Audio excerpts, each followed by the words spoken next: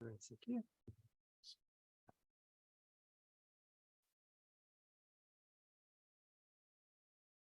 Podemos, Márcio? Bom, pessoal, boa noite a todas e a todos, né?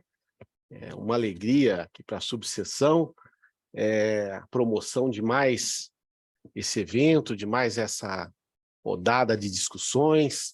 Eu queria, Márcio, em seu nome, agradecer a todos os procuradores e queridas procuradoras que aqui estão e também a Associação dos Procuradores Municipais, Rogério, que tem contribuído muito aqui com a nossa subseção, muito com a comissão, Márcio. Então, em seu nome, fica aí extensivo a todos os queridos amigos e amigas, procuradores e procuradoras.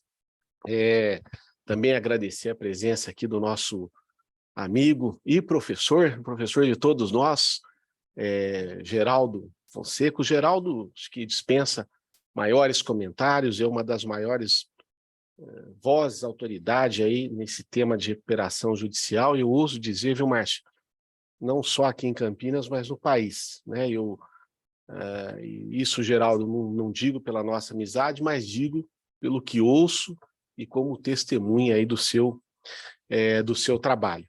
Então, eu tenho certeza que nós teremos aqui também, o querido Henrique, uma noite muito agradável, de muito proveito. Então, em nome da Luciana, do Claudião, da Estela e do André, enfim, toda a subseção, da diretoria da subseção, muito obrigado, Márcio, obrigado pelo convite e conte conosco.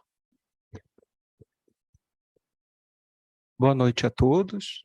Meu nome é Márcio, presidente da Associação dos Procuradores do município de Campinas. Quero agradecer também a todos os presentes, quero agradecer ao Dr. Paulo Braga, nosso parceiro de sempre, Dr. Henrique Sub, chefe da Procuradoria Fiscal, professor Dr. Geraldo Fonseca, o nosso palestrante, também Dr. Panuto, secretário de Justiça, que apoiou o nosso evento.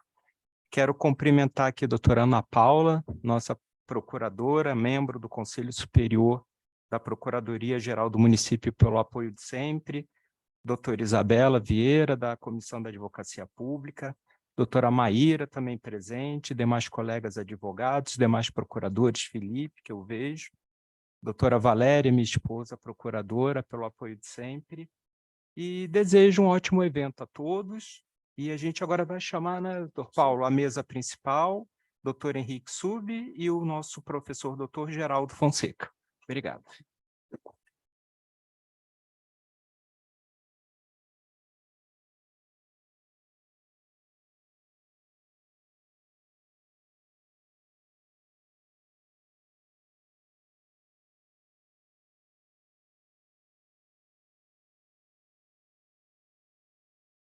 Boa noite, pessoal. Boa noite a todas. Boa noite a todos.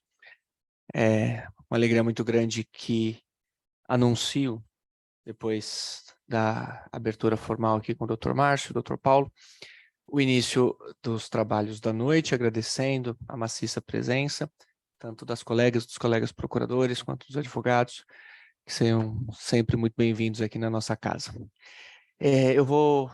Não vou me adiantar, enfim, a matéria fala por si, o currículo do Dr. Geraldo o precede, mas só destacar como um dos poucos advogados públicos, o Dr. Geraldo, que é meio esquisito e gosta de direito empresarial, que para mim é realmente uma honra ouvi-lo nessa noite.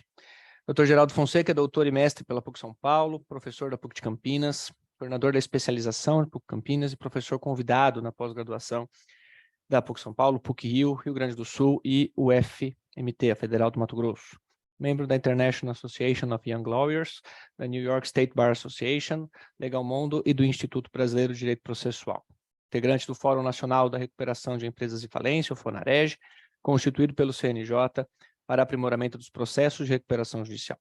Autor dos livros Manual da Recuperação Judicial pela Forense e Reforma da Lei de Recuperação Judicial e Falência, comentada e comparada também pela Forense, dentre outros. Advogado sócio do FVA, Fonseca, Vanucci e Abreu.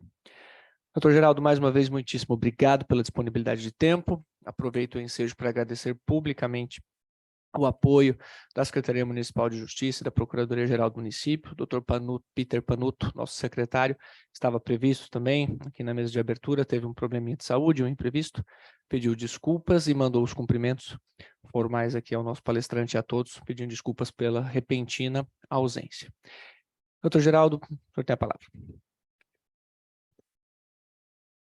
Boa noite a todos e todas. Obrigado pelo carinho da apresentação, doutor Henrique Sub, doutor Márcio, nosso presidente, doutor Paulo Braga, com o exagero de sempre. Eu já vou, inclusive, telefonar para a psicóloga e cancelar as próximas consultas, porque não preciso mais, já estou muito mais confortável comigo mesmo, depois de tantos elogios. É um prazer estar aqui. A gente acaba tendo que viajar. Gosto do tema, né? Então estendo o que é modo de dizer, mas viajando para todo canto para falar sobre recuperação judicial. É um mundo que me encanta desde 2005, quando veio a lei, mas é sempre muito mais gostoso falar em casa, falar com os amigos, rever os amigos aqui, alunos, ex-alunos e grandes amigos. Inclusive, cumprimento meu sócio, Rogério Abreu, aqui, que me honra também com a presença, sócio e amigo da vida inteira. E o nosso papo hoje é tentar encontrar esses dois mundos, né? Como você bem disse, é muito raro um advogado público se interessar pelo mundo do direito empresarial, mas agora vocês não têm mais escolha, né? Os mundos se encontraram, né? A recuperação judicial envolve créditos da Fazenda. Em um primeiro momento, uma primeira leitura da lei, parece que não tem nada a ver, Fazenda está fora da recuperação judicial, você fala, ufa, posso seguir com a minha execução fiscal, que está tudo bem, mas não é bem assim. Então, a ideia nossa é bater um papo sobre alguns tópicos de maior encontro entre recuperação judicial e a fazenda pública.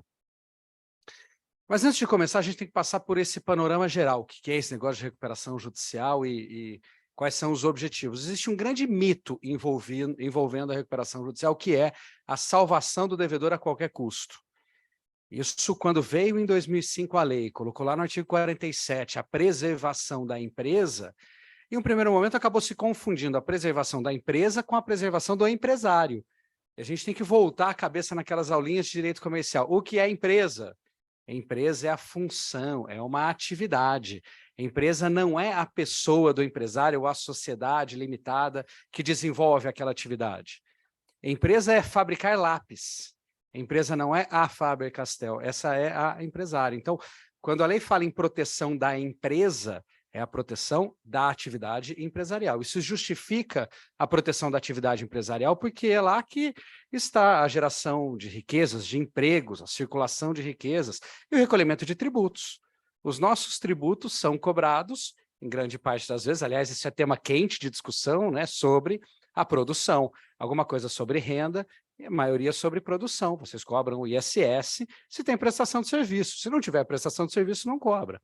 Ou sobre patrimônio, né? Mas o IPTU vai incidir independentemente de quem for o proprietário, né? Pode estar ou não em funcionamento a fábrica, mas a grande parte do negócio é sobre renda. Então, a empresa tem que ser preservada para que se mantenham empregos em boas condições, circulação de riqueza, uma vez que se encerra um elo dessa corrente, imagine uma rede de varejo tão grande como Americanas, se essa atividade não vai adiante, a quantidade de menores fornecedores que sofrem com isso. Em algumas cidades menores, já houve essa experiência, né, daquela grande indústria da cidade, como usina de cana, que acaba fechando as portas e aí a cidade inteira entra em crise, porque todo mundo depende, direto ou indiretamente, daquela atividade. Então, há um interesse público na preservação da empresa, o que não significa na salvação daquele empresário a qualquer custo. A lei passou por uma reforma recente, em 2020, né, 24 de dezembro de 2020, para fortalecer essa ideia de que se preserva a empresa, ainda que haja a decretação da falência. Então, o mito de se salvar o devedor, aquele empresário, a qualquer custo, era fortalecido pela ideia de que, se houvesse falência, fechavam-se as portas, mandava todo mundo embora. Não tem mais isso. Aliás, desde 2005 não era essa a ideia. Em 2020, com a reforma da lei, acabou ficando reforçado que, mesmo ocorrendo a falência, preserva-se a atividade. O que vai acontecer é que a atividade como um todo é colocada em um leilão para que um outro agente, um outro empresário possa adquirir essa atividade como um todo ou em frações. Então, a empresa não é mais aquele grande mal.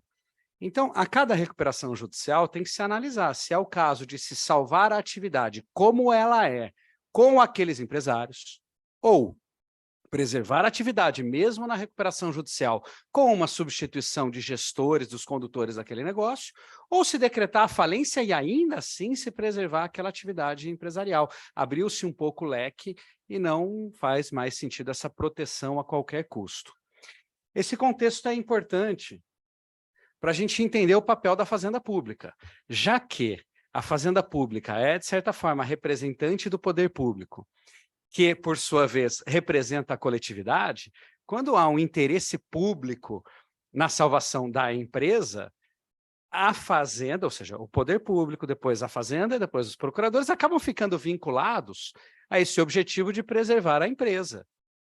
Talvez não faça sentido extinguir a empresa se o interesse público impõe a preservação da empresa. Mas, de novo, o que é empresa? É a atividade. Então, não tem nenhum conflito, como muitos dizem, na Fazenda Pública impugnar um pedido de recuperação judicial, porque estaria indo contrariamente ao objetivo de preservação da empresa. Não vai. Pode ir à Fazenda contrariamente ao objetivo da preservação daquele empresário, que é um péssimo empresário, que tem por hábito, por exemplo, não recolher tributos, quando poderia. Então, a mentalidade dentro da recuperação judicial passa a ser focada na preservação daquele valor, daquela função, não necessariamente do devedor, isso passa também pela Fazenda.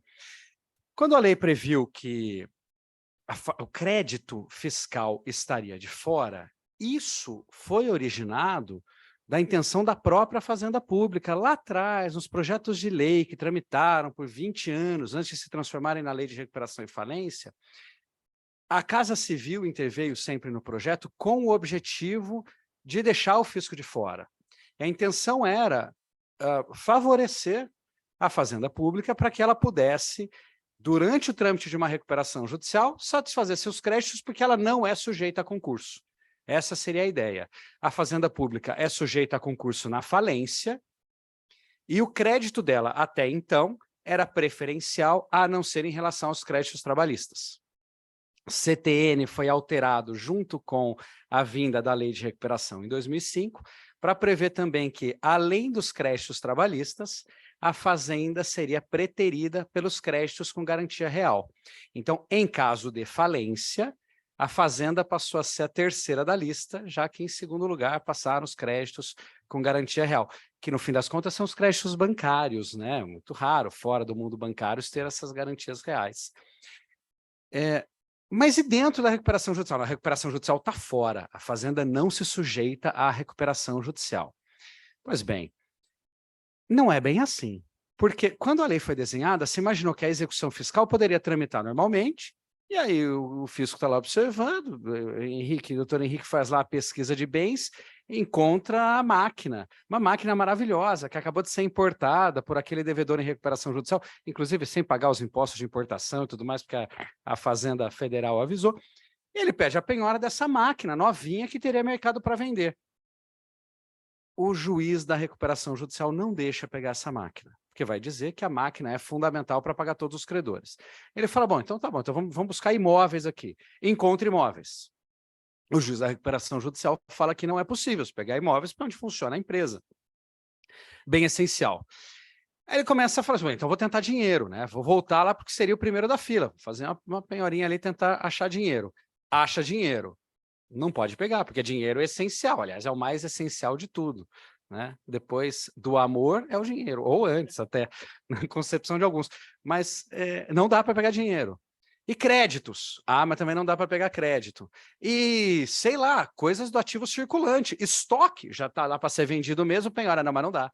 Porque é essencial, porque ou seja, o que não é essencial para um devedor em recuperação judicial? Se tem coisa sobrando, tem alguma coisa errada, né? Então, a Fazenda é diretamente afetada pelo procedimento de recuperação judicial. Isso faz com que a Fazenda tenha que estar atenta às recuperações judiciais. Não só promover a execução fiscal e ficar brigando para encontrar bens, mas também se opor, na minha concepção, é papel também da Fazenda se opor a recuperações judiciais inviáveis.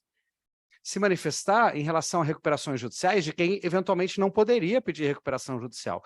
E aqui eu vou tentar evitar entrar em casos concretos pelos conflitos que isso pode gerar, mas não dá para evitar, então a análise nossa vai ser aqui no campo acadêmico. Vocês sabem que tem um clube de futebol aqui de Campinas, é um clube pequeno que fez sucesso lá nos anos 70, depois praticamente acabou, assim. De vez em quando dá algum trabalho para a gloriosa Ponte Preta, mas é um clube menor, e que acabou pedindo a recuperação judicial. É um dos maiores, assim, das duas maiores recuperações judiciais de devedores fiscais, esse é um deles, que é um clube de futebol. Pode clube de futebol pedir recuperação judicial ou não? Aí envolve lei de SAF, a gente fugiria, né? Ficaria uma noite inteira falando só disso, eu adoro esse tema, mas vem lei de SAF para permitir a recuperação judicial, mas será que é isso mesmo? Será que para se aplicar a lei da SAF o clube não teria que constituir a Sociedade Anônima do Futebol? Porque hoje esse clube aí, eu não gosto nem de falar o nome, não só por conta da palestra, mas esse clube aí ensina minhas meninas, não pode falar esse nome feio. Não constitui o SAF, é uma associação. Pode a associação pedir recuperação judicial? A gente entra no segundo caso de outro grande devedor municipal em recuperação judicial, que é um hospital, maternidade, né? Pode a associação pedir recuperação judicial? Isso está em discussão. Os dois casos têm agravos, né? Inclusive interpostos por nós, a gente defende essa posição não só academicamente, mas também nos casos atuando por credores. E os casos estão já, o da maternidade já está em julgamento virtual e certamente vai ser admitida a recuperação judicial. A composição da turma julgadora ficou extremamente favorável ao devedor, já tem essa posição. Tivesse caído em outra turma, talvez o resultado fosse diferente, a gente já trabalha com essa jurisprudência lotérica. Já o caso do clube, muita coisa pode acontecer, né? Vamos ver, bom, enfim, vamos ver o que vem pela frente, mas será que também a Fazenda não pode ficar de olho nesses casos e atuar quando... Porque se a execução fiscal vai ser frustrada, será que aquela recuperação é um bom negócio? Então, é um dos pontos para se provocar e participar ativamente dessas recuperações judiciais em andamento, não como espectadora, mas a Fazenda pode contribuir muito, inclusive participando sempre para apontar se o passivo tributário está correto ou errado, está correto ou não. Porque o devedor em recuperação tem que apresentar a relação do passivo fiscal. Isso passou a ser novidade também pela reforma de 2020. A Fazenda tem que intervir para ver se aquilo está correto. Normalmente não está. Isso é relevante não só para a Fazenda em si, na sua execução, mas para a coletividade de credores entender como é o endividamento. Se eu vou apostar na recuperação daquela empresa ou não, porque também preciso que ela responda pelos tributos. Do contrário, eu não posso pôr dinheiro naquilo e mais para frente ser decretada a falência por frustração de execução fiscal ou algo assim. Então, vamos lá. As execuções fiscais não são suspensas. Isso gerava um grande problema, a STJ era chamado, porque na execução fiscal o juiz mandava penhorar, na RJ o juiz mandava liberar, conflito de competência, muitas vezes entre tribunais diferentes, em execução fiscal federal, na Justiça Federal, e aqui na vara empresarial estadual, quem resolve o conflito de competência é o STJ. O STJ, no primeiro momento, se manifestou apenas pela competência. Desde 2005, muitas decisões dizendo a competência para decidir é do juiz da recuperação judicial. Então, veja que não era assim, deve-se preservar o ativo da empresa em relação à execução fiscal. Mas a resposta era, quem decide é o juiz da recuperação judicial. E aí eu nunca vi juiz da recuperação judicial fazendo prevalecer a execução fiscal, era sempre preservando aquele bem. Isso foi chegando a um momento em que o STJ teria que decidir se pode ou não pode penhorar. Então, já esgotada aquela questão da competência, se definindo que a competência seria do juiz da recuperação judicial, as decisões passaram a ser contra, ou melhor, os agravos, os recursos passaram a ser contra a decisão de proteção dos ativos. Quando isso, enfim, chegou no STJ, a matéria foi afetada como recurso repetitivo, com determinação de suspensão de todas as execuções fiscais envolvendo o devedor em recuperação judicial, uma multidão de execução fiscal, até que se definisse sobre a possibilidade da penhora de bens ou o que deveria acontecer. No paralelo, o Legislativo trabalhou e alterou a lei para prever no artigo 6º, parágrafo 7º, eu não lembro se é o A ou B aqui, no 7º, artigo 6º, parágrafo 7º, Um é da alienação fiduciária, o outro é da fazenda. 7º-A, alienação fiduciária, é isso? E 7º-B, execução fiscal. Isso mesmo.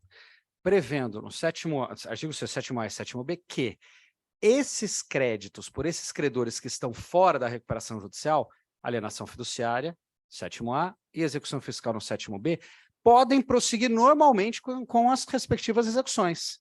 Então, o banco ajuiza ação de busca e apreensão por alienação fiduciária, tranquilo, e o fisco promove a execução fiscal, tranquilo. Porém, a constrição de bens depende da bênção do juiz da recuperação judicial. De que forma? Olha só, no 7º-A diz assim: durante o prazo de suspensão das execuções, o tal de stay period, né, de 180 dias, prorrogáveis por mais 180, em relação à alienação fiduciária, os bens essenciais não podem ser retomados pelo credor com alienação fiduciária. Então, quando o banco chega para tomar a máquina, tem que esperar o prazo de até 360 dias. Quando o banco chega para pegar os carrinhos da empresa, tem que esperar 360 dias. Olha a diferença em relação ao 7º-B, que é do fisco. O disposto lá da suspensão não se aplica às execuções fiscais. Então, execução fiscal não fica suspensa. Admitida, todavia, a competência do juízo da recuperação judicial para determinar a substituição dos atos de constrição que recaiam sobre bens de capital essenciais à manutenção da atividade empresarial. Então, veja que aqui não fala competência do juiz da recuperação judicial para autorizar a penhora, para concretizar a penhora, e sim para determinar a substituição. Qual é a ideia aqui da lei? Devedor não quer que eu penhore essa máquina? Então me indica um outro bem livre, menos essencial. Não posso penhorar o dinheiro, o crédito, o estoque, produto ativo, qualquer que seja, produção rural, o que quer que seja. Então me indique um outro bem em substituição. Se não, e é o ônus do devedor. Se o devedor não indica outro bem em substituição, é aquele que é penhorado e levado adiante. Foi o que a lei encontrou como saída. E o judiciário? Não aplica.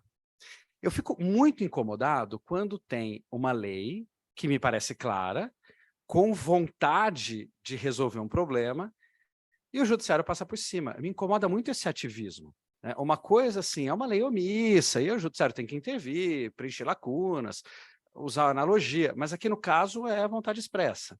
E aí as decisões, em grande parte, acabam dizendo que não, na verdade, não tem como substituir porque não tem nenhum bem, então, resultado, a execução fiscal para.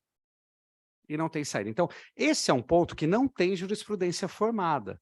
Esse é um ponto em que os procuradores conseguem bater, brigar nas execuções fiscais em vários sentidos. Primeiro, para que tenha que ser substituição. Segundo, para que se compreenda que bem de capital essencial tem dois elementos nessa locução. Bem de capital e essencial. Bem de capital, contabilmente, é o bem do ativo não circulante.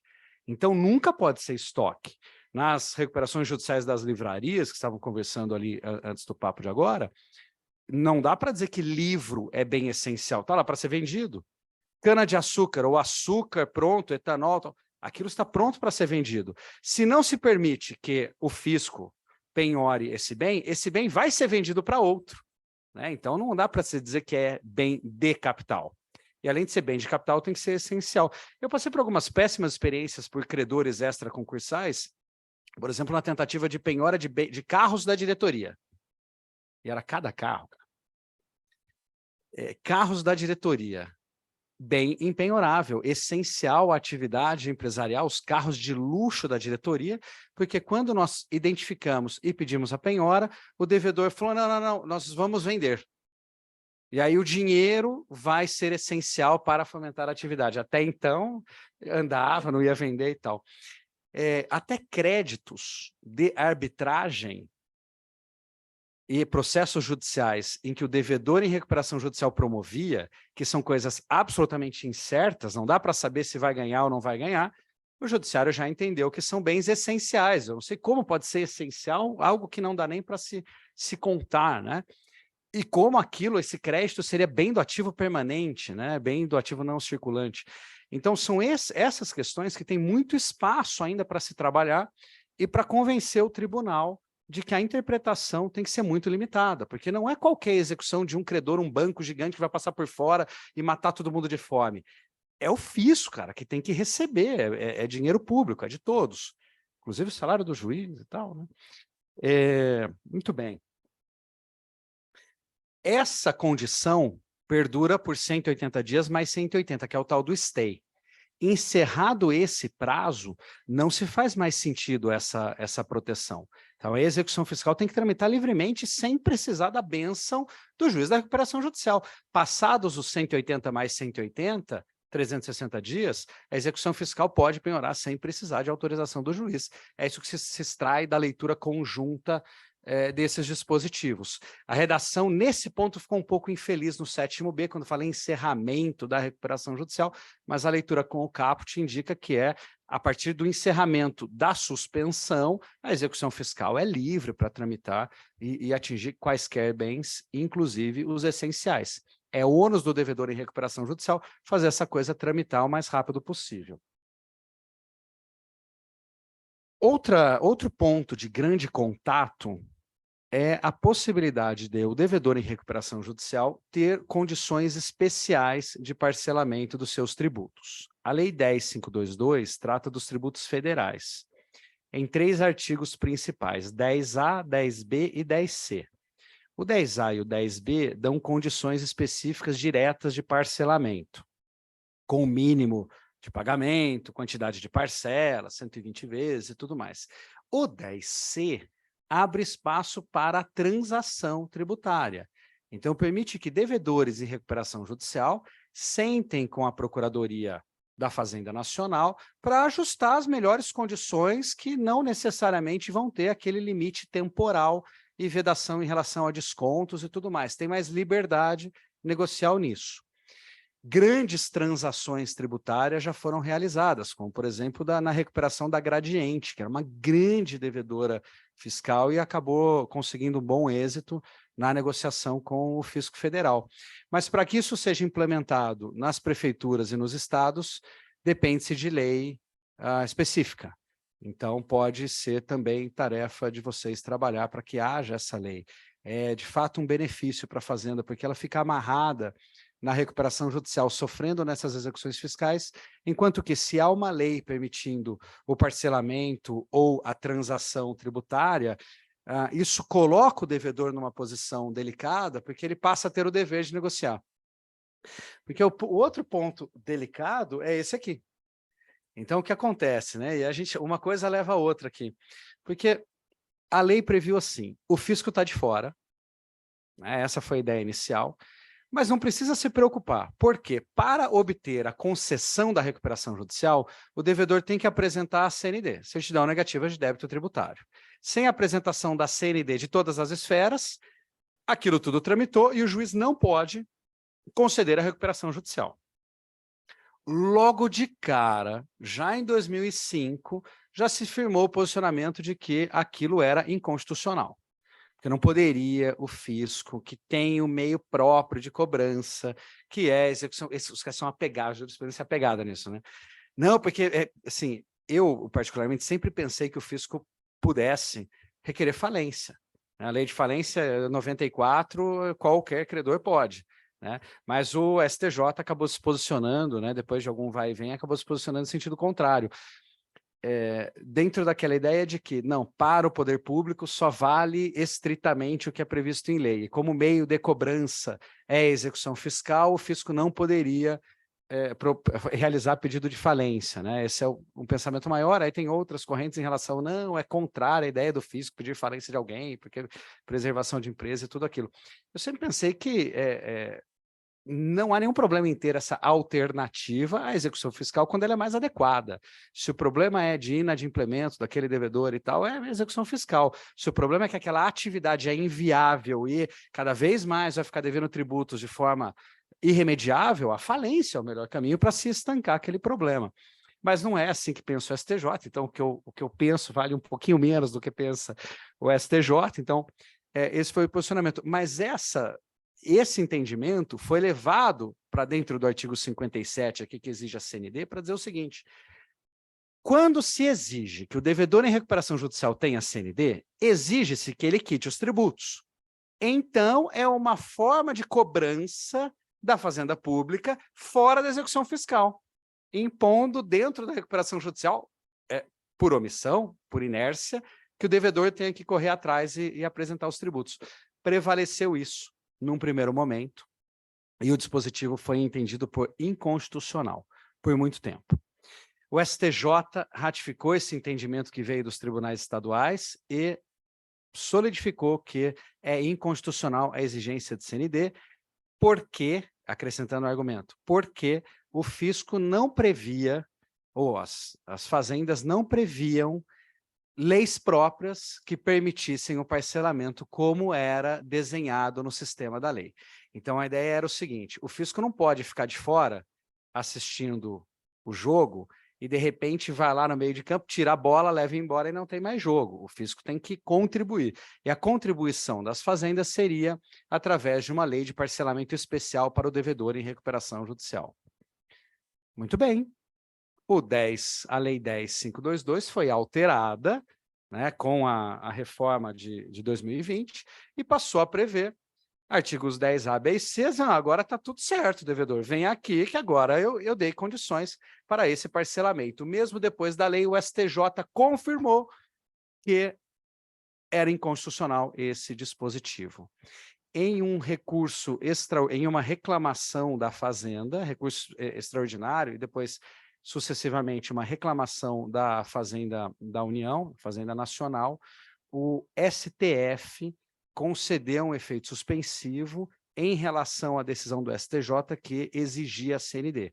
Então, o cenário passou a ser, segundo o Supremo, era exigível a CND, ou seja, suspendia a dispensa da exigibilidade. Portanto, para a concessão da recuperação judicial, o devedor teria, sim, que apresentar a CND.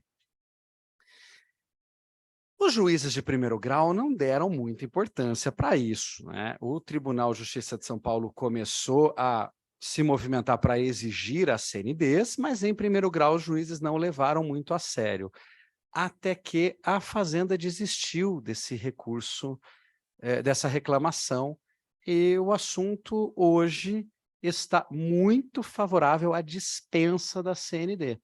Então, nas decisões mais recentes do Tribunal de Justiça de São Paulo, voltou a se dispensar a CND para a concessão da recuperação judicial. Ainda é um ponto que permite muita discussão, à luz das alterações pela reforma e tudo mais, ainda é um ponto que não está solidificado, porque, do contrário, esse artigo é letra morta, está lá escrito, pô, exige, e de repente se dispensa tudo. Qual o cuidado que eu acho que a Fazenda tem que ter? Como ainda é um momento de instabilidade da jurisprudência, alguns casos podem servir de modelo pela Fazenda Pública para testar o entendimento de cada desembargador no tribunal. Então, quando vem a decisão de homologação do plano dispensando a CND, significa que aquele devedor vai poder se recuperar como ele quiser sem pagar nenhum tributo, eles vão entrar na fila, sabe-se lá até quando. Então, o agravo contra a homologação do plano pode provocar a discussão disso. Mas, mais que isso, alguns juízes, já na decisão inicial, quando admitem o pedido de recuperação judicial, lá no começo, assim, o processamento da recuperação judicial, já tem dispensado desde já.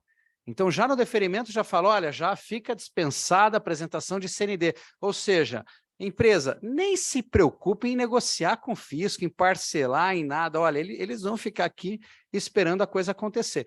Então, olha o contexto geral. Não dá para fazer execução fiscal, não dá para exigir a CND, né? Porque dispensa. Então, essa luta desses pontos de instabilidade ainda tem espaço para vocês brigarem e conseguirem reverter isso. Eu acho que o grande ponto que pega, nos casos em que se exigiu a CND ou que o posicionamento do tribunal foi diferente, eu acho que o traço distintivo é a demonstração da grande sonegação. Uma coisa é aquele devedor que tem um endividamento tributário do porte do seu endividamento com fornecedores, e aí, pô, é difícil, né? E vem pandemia, algumas atividades entram em crise, o cara não consegue pagar o fornecedor, não dá para ele pagar o fisco, porque depois não entra a matéria-prima, ele está com salário atrasado. Esse é um contexto. Outro contexto é daquele que, por hábito, já excluiu da sua mente a necessidade de pagar qualquer tributo, né? E isso existe muito. Aliás, existe também recuperação judicial que só nasceu para não recolher tributo. Nós tivemos experiências dessas, né? Por exemplo, atividade de revenda, distribuição de combustíveis exige a regularidade fiscal prévia, né? Para poder ir lá na distribuidora e receber combustível para vender, antes disso tem que ter regularidade fiscal, senão não tem autorização para atuar nessa atividade. E aí, depois de processos administrativos sucessivos e frustrados, chega uma hora que o único caminho é a recuperação judicial. Deve para alguém? Não, não deve para ninguém. Está em dia com os trabalhadores, com fornecedores, mas vai pedir recuperação judicial. Aí, claro, não dá para pedir estando em dia com todo mundo. Então, começa a ficar lá 2 meses devendo, toma uns empréstimos ali, projeta no passivo trabalhista o 13º proporcional. Então, tem credor lá com R$14 na lista, porque proporcional do 13º, um vale transporte, um vale refeição, coisa assim, e está lá credor e tal. E aí, qual é o objetivo dessa recuperação judicial? Simplesmente conseguir operar por mais 1 ano, 2 e tal, sem recolher nenhum tributo. São grandes sonegadores que operam assim. Um dos maiores, ou se bobear, o maior devedor do estado do Rio de Janeiro, usou desse expediente e deu certo. Foi até o final, apesar dos reclamos da Fazenda do Rio, São Paulo, Paraná, em que essa empresa tinha operações. Então, o que marca as vitórias que a Fazenda tem conseguido pela exigência de CND é na demonstração da grande sonegação, né, de que do modus operandi no recolhimento, a recuperação judicial é mais um instrumento para prorrogar o recolhimento de tributos. Então, esse eu acho que é uma atenção que pode se ter aí. Mas tudo bem. Não apresentada a CND, qual é a consequência? Será que dá para exigir a decretação da falência pela falta de apresentação da CND? Eu não acho que dá. Honestamente, aqui eu acho que não é consequência da não apresentação da CND, e sim a extinção do processo por falta de um requisito. E às vezes é meio chocante você pensar que tudo aquilo que foi feito, tudo aquilo que se tramitou no processo, chegou no momento da sentença, o juiz vai falar, olha, extingue isso aqui, nada valeu, volta para trás. Mas a mim parece que, como uma coerência das regras processuais, essa é uma questão de admissibilidade, é um requisito para se obter uma sentença. Independentemente da aprovação, rejeição do plano, que isso é questão de mérito, é um requisito para a sentença ter esse documento. É como se o juiz, em uma ação de uso capião, não notasse no começo do processo que não existe matrícula do imóvel, não tem nada ali.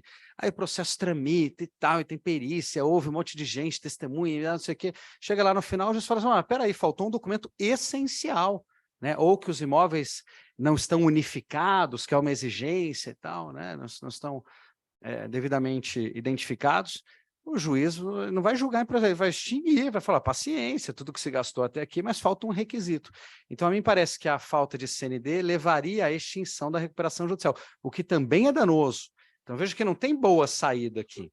Se decretar falência, eu acho que falta fundamento legal. A decretação da falência, como consequência drástica que tem que seguir a estrita legalidade. Então, ela ocorre nas hipóteses da lei. Quem defende que é possível a convolução em falência, defende que seria uma condição do plano de recuperação. Então, quando o plano de recuperação é descumprido, o juiz pode convolar a recuperação em falência. Então, algumas mentes, excelentes mentes, brilhantes, defendem que essa exigência de CND é parte implícita de um cumprimento do plano, sendo assim, não apresentado, o juiz convola em falência.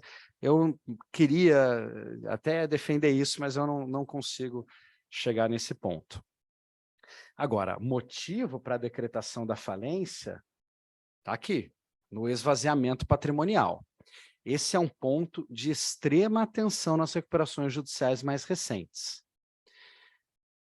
Quando um empresário vai adquirir uma empresa, uma outra empresa, seja através de incorporação, de fusão, de aquisição de ativos, ou do que quer que seja, fora do mundo da recuperação judicial, ele sucede o alienante. e responde por todas as dívidas daquela atividade. Então, eu vejo lá uma lojinha, que bonitinha aquele pet shop, ali eu vou comprar para mim o pet shop. Eu compro com todos os seus ativos, a clientela, a marca, bonitinho, a chuveirinho lá para lavar o poodle, mas eu também compro aquilo com o seu passivo. Se tem dívida de imposto de renda é minha, se tem dívida de IPTU e eu adquiri o imóvel é meu, né? O sucessor assume aquelas dívidas. Mas, em recuperação judicial, isso não acontece. O adquirente de algo, eu vou deixar esse algo bem aberto para a gente especificar depois, mas o adquirente de algo em recuperação judicial adquire esse algo limpo, sem responder pelas dívidas. Então, se aquele mesmo pet shop está em recuperação judicial e eu vou adquirir, e eu vou pagar R$150 mil por essa atividade, o meu risco é de R$150 mil e ponto. Eu posso, no mesmo dia, dispensar todos os empregados e recontratar, e não tem sucessão trabalhista. Se aquele empregado se queimou no passado, é problema do vendedor e não do adquirente. Eu não tenho sucessão contratual e empresarial. Se aquele pet shop tem um contrato de exclusividade de fornecimento com uma fabricante de ração, eu não tenho mais. E se aquele pet shop é devedor bancário, fisco, ambiental, concorrencial ou qualquer outra coisa, é problema do devedor que me vendeu e eu adquiro aquilo de forma limpa. Olha que negocião. Não é uma boa? É muito mais fácil do que você sofrer com due diligence e tudo mais. Essa regra existe desde 2005, mas ela foi reforçada com a lei de 2020. Então, de 2020 para cá, se esquentou muito o mercado de aquisição desses ativos estressados, né? Os fundos de investimentos estão desesperados para colocar dinheiro em empresas em recuperação judicial para adquirir esses ativos, sejam ativos imobiliários ou a produção. Outro dia participou de uma que era... como é que é? Linha de produção de eixo dianteiro de caminhões e não sei o que, uma coisa bem específica. Se fosse fora da recuperação judicial, adquire aquilo, sucede e tal. Na recuperação judicial não sucede. Qual o problema? E se o devedor vende tudo?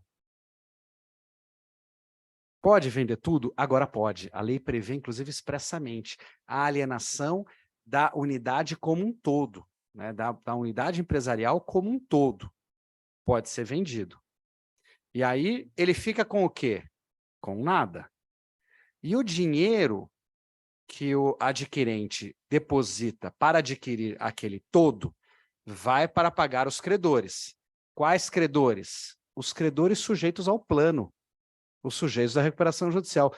E o crédito fiscal está sujeito ao plano? Não. Então, o fisco vai cobrar de quem? Vai para o adquirente. O adquirente fala, não, artigo 60, parágrafo único, não respondo pelas dívidas anteriores, não sucedo, não tem nada disso. Vai para o devedor original, o vendedor. Ele fala, não tem mais nada? Me executa aí, não tem mais nada. E eu fiz a venda legítima, dentro da recuperação judicial, com autorização legal, autorização da Assembleia e tudo mais. Eu sempre recomendei, nessas operações, a gente não atua por devedor, mas atua por investidores em geral em recuperação judicial. A nossa recomendação sempre foi, cara, não faça operação de compra integral. Né? Mesmo antes da alteração da lei, a gente dizia, faz aquisição de parte daquilo. Então, se você quer a empresa como um todo, faz uma cisão de alguma área que é que te interesse menos e deixa essa área funcionando, adquire outra. Então, por exemplo, uma empresa de mídia, tinha mídia impressa e mídia digital. Eu falei, cara, escolhe uma. Digital é a que a gente quer tal. Tá, então deixa o jornal impresso lá. Mas a gente queria porque a marca, porque não sei o quê. Adquire a marca. E o jornal impresso muda o nome. Não tem problema, né? Ou usa o mesmo nome, mas a gente faz aqui um contrato de cessão de uso do nome e tal, mas você adquiriu o digital e não o outro. Porque quando vem algum credor, sobrou alguma coisa lá, sobrou alguma operação. O problema é a venda inteira. Mas tem um caso que nós participamos, grande, de uma venda de eram 3 usinas do grupo, em Jaú. E 2 usinas foram vendidas e adquiridas pelo nosso cliente. 837 milhões, é muito dinheiro. E ficou uma usina. Não, ficou uma lá operando.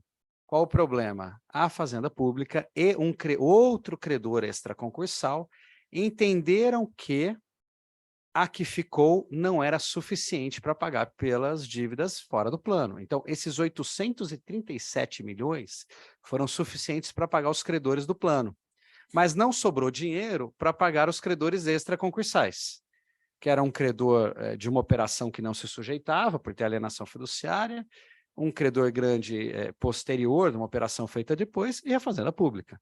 Aí falaram, cara, não sobrou nada aqui, consequência, decretou a falência. Convolou em falência, essa operação hoje é uma usina falida. Mas aquele ato que se realizou se preserva. Então, a atenção que se tem que ter é antes dessa operação. E aí, no meio disso tudo, quando veio a reforma autorizando a venda integral, os credores extraconcursais, leia-se Fazenda Pública, né, que em todos os casos é extraconcursal, os credores extraconcursais atuaram, né, esse anteprojeto que se transformou na 14.112, que alterou a lei de recuperação e falência, nasceu de um grupo de trabalho de juristas envolvidos e tal, com berço lá no CNJ e tal. Mas quando aquilo foi para o poder público para ser primeiro validado, depois apresentado como lei, passou pela Fazenda Nacional e foi muito alterado. E o que a Fazenda conseguiu alterar foi no 73, artigo 73, que trata da convolução da recuperação e falência, que passou a prever o seguinte: uma das hipóteses de convolução em falência é quando identificado o esvaziamento patrimonial da devedora que implique liquidação substancial da empresa, em prejuízo de credores não sujeitos à recuperação, inclusive as fazendas. Então, veja, se identificado o esvaziamento patrimonial, que né, aí joga um sinônimo, que indique liquidação substancial da empresa, em prejuízo de credores não sujeitos, inclusive à Fazenda Pública, ocorre a convolução em falência. Então, isso conflita totalmente com o artigo 50 que fala, pode vender tudo. Mas, peraí, pode vender tudo? Não tem como vender tudo sem ser liquidação substancial. Então, essa reforma está cheia de contradições. Isso ainda não foi bem testado para entender se o judiciário vai se posicionar pela possibilidade de venda integral ou pela convolução em falência porque vendeu integral. São absolutamente contraditórios, né? Ainda não foi muito testado isso aqui. Acho que os investidores estão seguindo a recomendação de não comprar o todo, né? Vai devagar, né? Faz cisão e tal. Agora, a hipótese prevista nesse inciso 6º, que é a liquidação integral, não implica na invalidade e ineficácia dos atos. Então, o bem foi, o adquirente está feliz e contente com a atividade como um todo, e o devedor foi à falência. Tá aí, qual a vantagem para vocês entrarem numa falência sem ativos, né? A única diferença é que, se o dinheiro não tivesse sido distribuído para os credores, segura e vira um dinheiro da massa, e aí a massa recebe, né, os credores da massa recebem na ordem de preferência, e o fisco é um dos credores prioritários. Então, a única vantagem desse dispositivo é se a convolução for rápida. Então, vendeu, no caso da usina, a decretação da falência ocorreu 6 anos depois. Aí todos os credores já estavam pagos, não sobrou nada. Então, qual que é o recado nesse ponto? Que eu acho que é um ponto de grande atenção. O plano de recuperação judicial é uma das coisas mais chatas que existe para se ler. Talvez seja mais chato do que ler edital. E assim, como eu atuo para credores, a gente sempre vai direto em uma cláusula, condições de pagamento. Eu estava lendo hoje o plano da Cervejaria Petrópolis. Meu cliente é um banco, investiu muito na Petrópolis, mas quando a gente... Saiu o plano e tal... A pergunta deles é, quando a gente vai receber? Quanto e quando? Então, eu já tenho que correr para essa cláusula. Mas depois a gente tem que ler o todo, porque a pegadinha ali está nas outras cláusulas. Então, eu acho que é um cuidado que todos temos que ter aqui, seja na advocacia privada ou na pública. Chegou o plano de recuperação judicial de um devedor fiscal, ou seja, de todas, né, em que vocês não estão participando, porque o crédito fiscal não está sujeito, é importante olhar e ver se no plano tem previsão de alienação da atividade como um todo, ou da alienação de bens que sejam muito relevantes e que deixem aquele devedor sem ativo para pagar pelas dívidas fiscais que estão fora. Nesse caso, eu recomendaria já uma manifestação dizendo, ó, esse plano já prevê isso, se for levado adiante isso, vai ocorrer a convolução em falência. E aí, com isso, com essa manifestação de vocês, o plano pode ser repensado, seja para que haja um parcelamento e aí se resolve, paga tudo bem, ou para que algum ativo fique. Né? Porque com essa manifestação de vocês, imagine um investidor que vai adquirir aquilo, vai falar, ih, a fazenda já está brigando aqui se eu comprar o todo. É melhor eu ter mais cuidado nessa operação. Então, eu acho que no fim aqui o meu papel foi trazer alguns pontos de atenção, de algum alerta, e agora a gente fica à vontade aqui em casa para bater um papo sobre o que vocês quiserem, sobre qualquer dúvida que ficou, ou qualquer ponto que eu não tenha tratado até aqui. Então, agora é minha vez de ouvir vocês também. Não, imagina. Doutor Geraldo, obrigado pela aula, né? Mais um papo mesmo, com uma didática impressionante. Parabéns mesmo pela facilidade com a qual expõe um tema tão árduo, tão complexo, né? Se aí tem algum acadêmico em direito aqui, super entendo, né? Quando na aula de direito empresarial vem aquela coisa meio, né? Não gosto disso, mas é legal, assim, isso vai, move o mundo. Acho que é onde a gente mais toca, né? Onde o direito mais toca a economia. Então, Geraldo, minha pergunta, na verdade, é um ponto que sempre me incomodou no estudo da lei, e o doutor colocou muito bem a questão da interpretação do artigo 57 por um viés constitucional, né? Dizer que a Fazenda tem meio próprio de cobrança. Mas eu queria levantar aqui uma conversa, um debate. Eu sempre enxerguei isso também por um lado de uma análise econômica, pensando que um devedor em crise, uma empresa em crise, eu costumo dizer para os alunos, a primeira pessoa que sabe que a atividade está dando errado e que está indo para o buraco é o empresário, né? Ele sabe antes de todo mundo. E, por alguma cultura própria, né, a primeira coisa que ele para de pagar o tributo. Né? Então, assim, de tudo que não vai dar para pagar tudo, né? A primeira coisa que ele para de pagar o tributo, ele tenta manter os valores trabalhistas em dia, ele tenta manter ali os fornecedores essenciais, mas o tributo é o primeiro que aparece. Então, não falo do grande sonegador, mas falo daquele camarada que na crise teve que gerenciar. Então, eu costumo dizer o seguinte, no fundo, o artigo 57 exigir a apresentação de CND esvazia a recuperação judicial, porque eu acho que não existe devedor em crise que não esteja devendo tributo.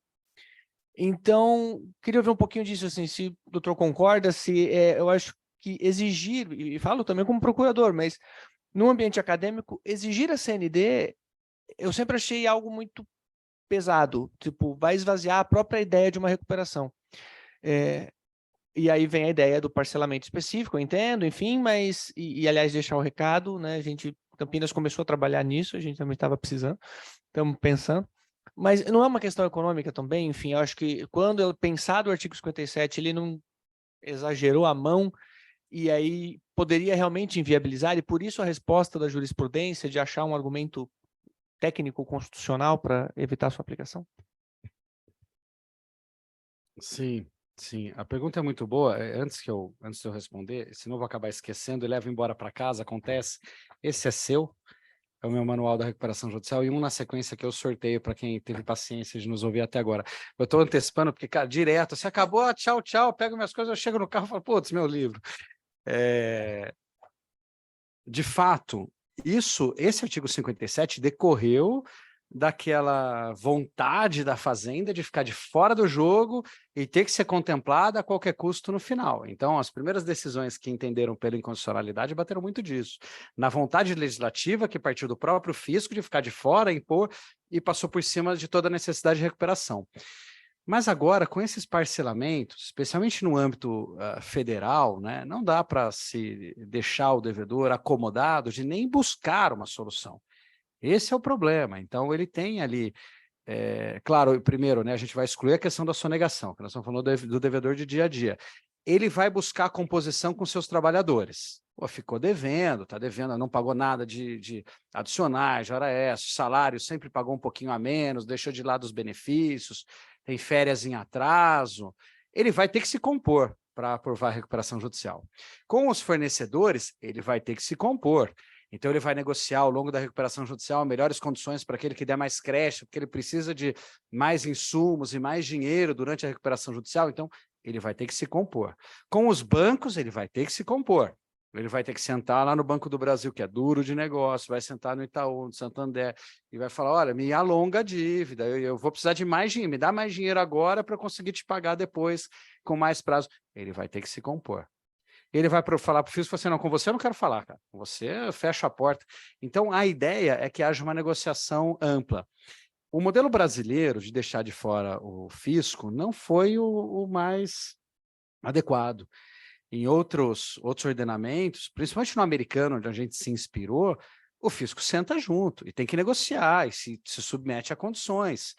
É quase que como um credor comum nos termos de imposição do plano, só que aí a negociação é em separado, vai ter que ir lá ter a aprovação do fisco, o fisco vai fazer as suas contas para medir se o devedor pode ou não pode pagar mais, e vai se solidarizar e dar mais prazo, então entra no jogo. E aqui, de fato, a regra é muito dura, né? Ou paga tudo ou não recupera. Então, essa força exagerada acho que desprestigiou o Instituto.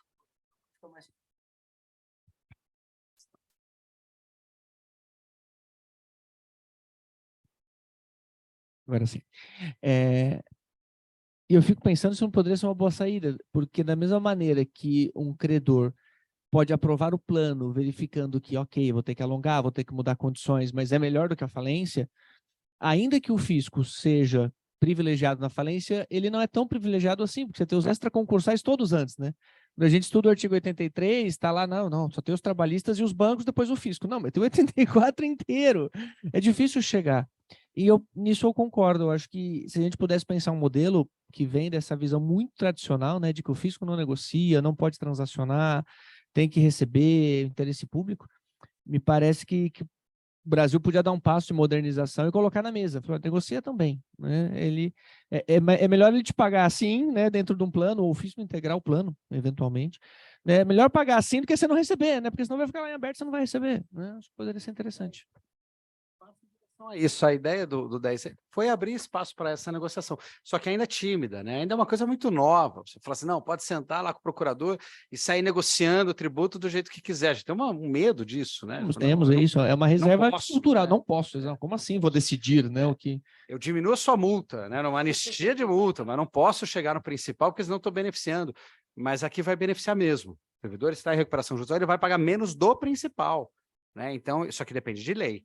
Né? E eu acho que a partir do momento em que a prefeitura, a de Campinas, ou qualquer outra prefeitura, coloca a lei, ganha muito mais força para exigir a CND.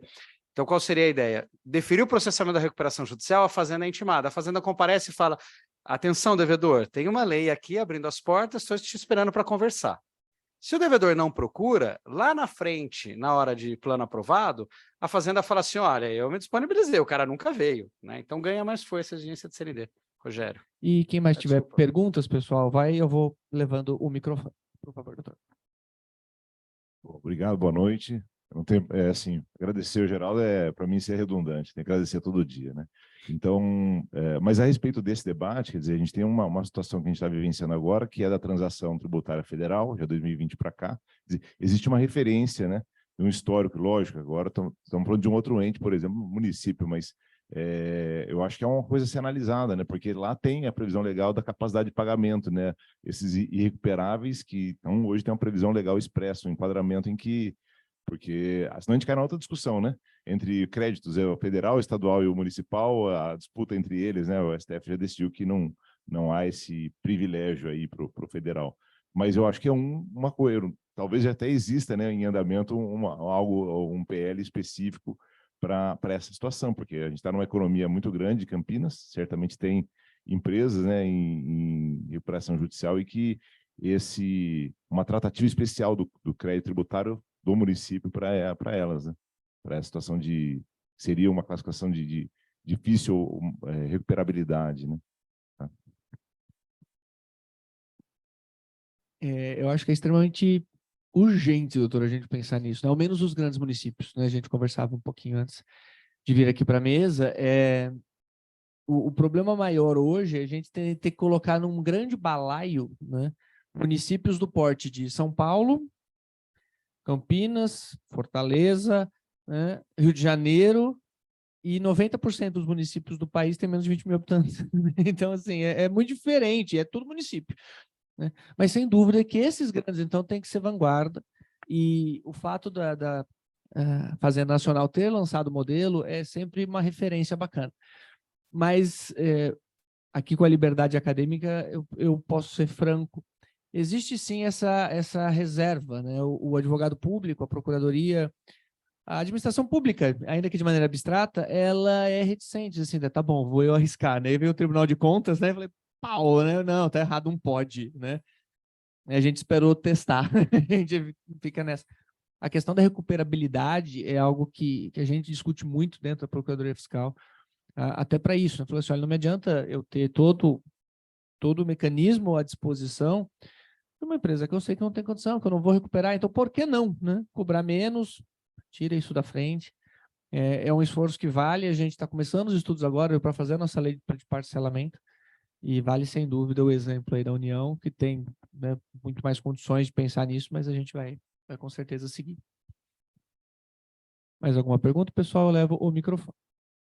O pessoal tá bravo, porque eu falei assim, vocês têm que fazer isso, né? Tem um monte de os caras trabalham pra caramba. Eu fiquei pensando, nossa, não dá tempo. Eu vim Nossa, aqui seria falando, legal. não, vai fazer um monte de agravo aí, pô, cara. Eu tô aqui quieto olhando pro colega, ele falando, não vai dar, não vai dar. Mas a gente vai se esforçar, prometo.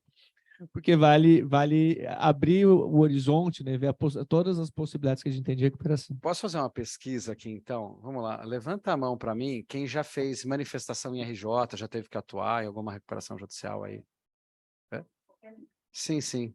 Seja apresentando, assim, relatório e tal. Porque é chato pra caramba ver, né? Assim, é um processo muito grande, né? A gente brinca lá no escritório que o estagiário que tem a pior profissão lá no escritório é o que acompanha RJ. Porque tá lá a menina, ela levanta para tomar um café, ela volta, tem 1000 páginas a mais. Ela fala, não, é possível, né? Era papel, enquanto era papel, né? Doutor brincou, né? A coisa mais chata é plano de recuperação, né? Eu sou professor de filosofia do direito também, eu posso afirmar, é tão chato quanto ler a teoria pura. Não dá, a gente lê por amostragem, né? Se eu vou ler por amostragem, na parte que interessa, mas é difícil mesmo ter esse tempo disponível, mas tem que estruturar. É feito para não ser compreendido. É feito né? para dar errado. Então, mesmo isso que estava vendo hoje, que eu comentei, né, da cervejaria Petrópolis, assim, é tão repetitivo, é tão chato de ler, que você fala assim, cara, aprovar logo esse negócio, aí não dá para ler E as próprias assembleias, né, doutor, também são eventos que acabam se estendendo de uma maneira desumana, né? Assim, desse clube de futebol vai ser legal, porque eu vou com a camisa da Ponte. E eu vou lá com a camisa da Ponte. Por baixo. Mais alguma pergunta, pessoal? Comentário? Isabela, por favor.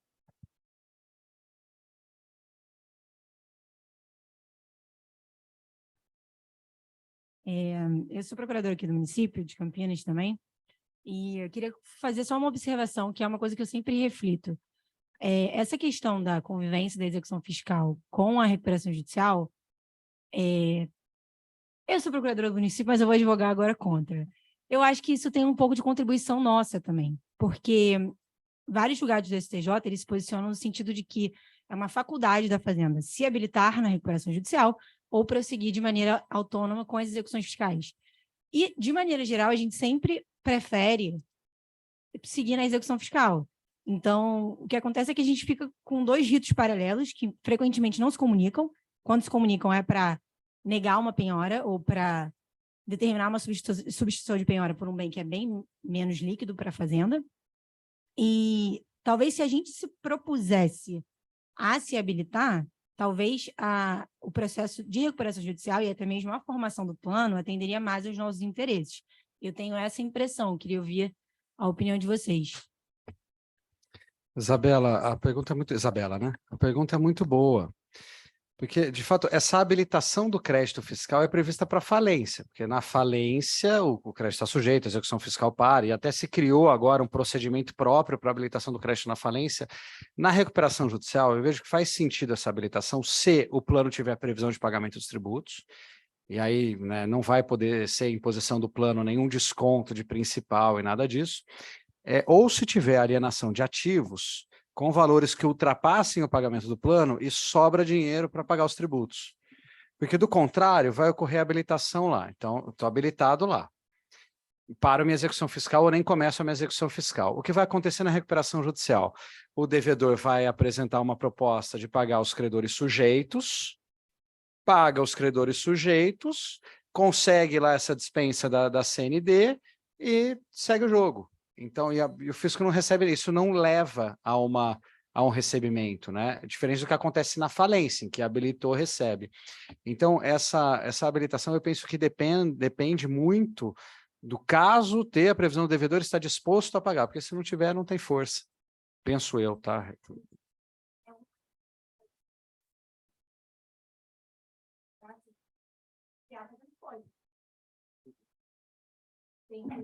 Então, não vai para frente. Não, mas aí teria que depender, primeiro, para o fisco, ele é obrigado a exigir, se não tiver lei especial, ele é obrigado a exigir o pagamento à vista, né? No integral. Então, ele pode exigir a inclusão no plano, e veja, não é nem pedir, é exigir a inclusão no plano se o devedor previr o pagamento integral e à vista. Então, acaba sendo, na prática, impossível. Por mais que juridicamente a ideia pare de pé, não tem como, porque o devedor não vai ter esse interesse de pagar à vista, ele pode pagar por fora da RJ. Por isso que fica com a inviabilidade prática, embora juridicamente, se for 100% pagamento, poderia.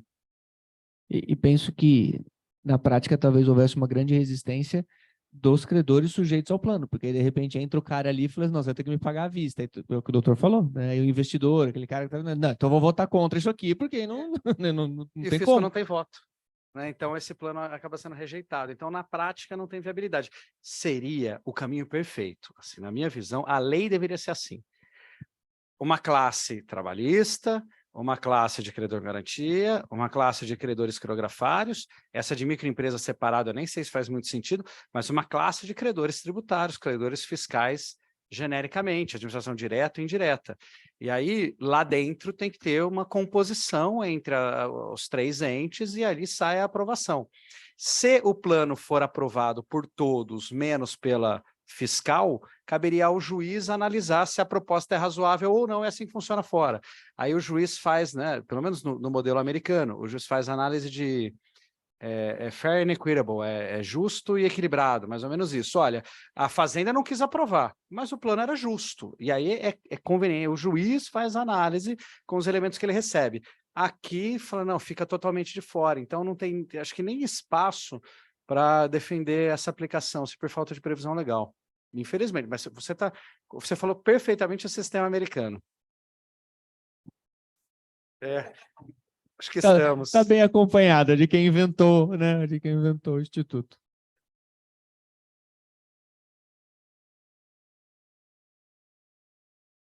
Americana, não de americana. Não funciona. Não, só um comentário em relação à interessante recuperação judicial. Um episódio, eu até comentei antes, lá atrás. Eu passei um período como diretor na administração e eu tinha alguns contratos comigo, entre eles da limpeza. E um dia, a empresa que prestava a limpeza para o município entrou em recuperação judicial. E veio um ofício do juízo de Valinhos no sentido de que dava a entender que eu teria que parar de pagar o valor mensal dessa empresa. Mas eu pensei comigo, eu vou parar de pagar, aí que a empresa vai quebrar, né? E eu até entendi na época que o ofício não era para a gente, ele tinha vindo por engano. Mas eu li que a Unicamp começou a consignar os valores. Eu falei, mas eu não posso consignar. Eu nem vou cumprir, porque eu quebro a empresa. Aí nós marcamos uma audiência virtual com a juíza de Valinhos, que foi quem estava cuidando, e ela falou, o ofício foi por engano. Ela falou, não era para ter ido para vocês. Aliás, a minha determinação é de que haja o pagamento, senão a empresa quebra. Então foi interessante, quer dizer, é um caso de solução pelo bom senso, né? Mas veja a posição interessante da Fazenda Pública, dizendo assim, não, eu preciso pagar, senão essa empresa vai quebrar. Em uma situação muito parecida, eu representava a concessionária de energia elétrica aqui do outro lado da avenida, né? Em que um prestador de serviço semelhante acabou entrando em recuperação judicial, mas era uma empresa inviável. Já descumpria muitas regras do contrato, especialmente uma que a CPFL não negocia, que é a segurança do trabalhador. Então, eles estavam muito preocupados, porque foram várias infrações contratuais de empregados subindo em poste sem luva, com capacete vencido, sem bota. Então, a companhia buscava a rescisão desse contrato e notificou de que iria rescindir. Com a notificação de que iria rescindir, aí essa empresa prestadora de serviço pediu recuperação judicial e o judiciário concedeu a estabilidade do contrato, proibiu a rescisão. E aí surgiu uma situação complicada, porque o passivo trabalhista foi se agigantando e estourando aqui na companhia. E, ao mesmo tempo, ela não conseguia compensar, porque tinha uma ordem como essa, continua pagando. E a gente dizia, mas peraí, eu estou pagando uma nota aqui nas trabalhistas, eu deveria compensar com crédito, está previsto em contrato e tal, mas eu não posso, eu tenho que continuar com esse contrato, e o contrato vigiou por mais 2 anos. Enquanto isso, os empregados, assim, num risco total, e chegou a acontecer acidente, choque, cair da escada, tudo ao longo desse tempo, por risco de segurança do trabalhador. Então, é uma situação muito delicada quando uma empresa prestadora de serviço de mão de obra pede recuperação judicial, porque envolve tudo isso, né? No fim das contas, se você não paga, é o trabalhador lá que não vai receber, e o serviço vai deixar de ser prestado, e aí a rua tem que estar limpa. Então, tudo é uma situação muito complexa, né? O que me atrai muito no tema da recuperação judicial é essa complexidade de relações, né? Porque não é uma coisa sim ou não, né? Não é um processo comum em que é procedente ou improcedente. Aqui tem que ter um acerto muito grande entre interesses que são heterogêneos, muitas vezes antagônicos, né? Se o banco recebe, o trabalhador não recebe, mas também se o banco não recebe, ele não põe dinheiro novo que vai fazer a mercadoria ser comprada e se transformar. Tal. Então, é um jogo super complexo, né? Isso me atrai muito no tema da recuperação. Sem mais perguntas e comentários, eu queria mais uma vez agradecer publicamente a Associação dos Procuradores, na pessoa do Márcio, Conselho Superior, na pessoa da Ana Paula, o apoio da nossa Procuradoria, da Secretaria Municipal de Justiça, a OAB, o Dr. Paulo teve que sair, mas estenda a ele, Márcio, por favor, mais uma vez os nossos cumprimentos por abrir a casa do advogado para esse evento, ao Dr. Geraldo, que gentilmente dispôs aí de sua agenda para essa aula e essa conversa muito bacana e de um tema inovador para a gente, né? A gente está sempre pensando em coisas, né, para o advogado público, para a Procuradoria, e falar da recuperação judicial foi algo realmente muito, muito, muito bacana e interessante. Obrigado novamente, doutor Geraldo. Tem o livro aí, então, para a gente sortear. Não sei como o doutor costuma fazer, mas fica à vontade aí para pensar em uma maneira de... Mas o prazer foi meu. Eu adoro esses papos. A gente pode marcar uma segunda rodada para aprofundar, né, para eu voltar aqui e cobrar. E aí, manifestaram, né? Nos processos, mas foi um prazer. Queria agradecer também a associação, em nome do Márcio, agradecer o conselho, em nome da doutora Ana Paula também, e a OAB, em nome do doutor Paulo, que sempre nos recebe tão bem aqui, né? A OAB Campinas é muito atenta com esses eventos acadêmicos e não é de hoje, então fico muito feliz de fazer parte da OAB. Bom, nós faremos o seguinte, acho que a data de aniversário é um critério bom, mas eu nunca coloco a data de aniversário do próprio evento, porque senão tem gente que faz aniversário em dezembro, tem um advogado lá que faz aniversário dia 1º de janeiro. Coitado. Ele nunca ganhou um livro. Foi o 18 de dezembro, tem muito perto de Natal, não acontece mais nada. Então, eu vou pegar o critério de uma data muito especial, e aí quem tiver aniversário mais próximo dessa data pode ter a chance. 11 de agosto. Alguém mais próximo? 9 de agosto? 3. 9 ganhou seu nome? Luciene. Então, faço questão de te entregar. Muito bem. Pessoal, obrigado mais uma vez pela presença. Cuidem-se. Bom fim de semana a todos. Obrigado.